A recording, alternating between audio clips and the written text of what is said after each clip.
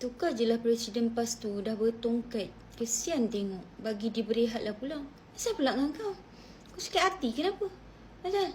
Suruh kau papah dia ke? Suruh kau tolak dia ke? Sakit hati now ni. Dah macam orang kena jentik telur dah. Nak tanya kau. Sakit now hati kau. Biarlah. Biarlah. Kau sakit hati kenapa? Suka hati lah kita orang. Ikut kita orang lah. Ganggu kau ke? Kacau telur kau ke? At least kan. Yalah dia dah tua pun, tahu tak? Tapi kan dia boleh bertutur dengan baik. Dia boleh beribadah dengan baik lagi, dengan sempurna lagi, tahu tak? Lepas tu yang paling bagus kau tahu tak? Ni, ingatan dia ni masih kuat. Tak macam PMX kau.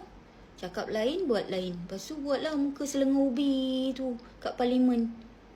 Terkebil kan. Alah.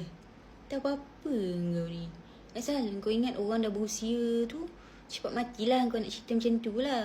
Silap-silap engkau tu mampus dulu. Tak apa-apa.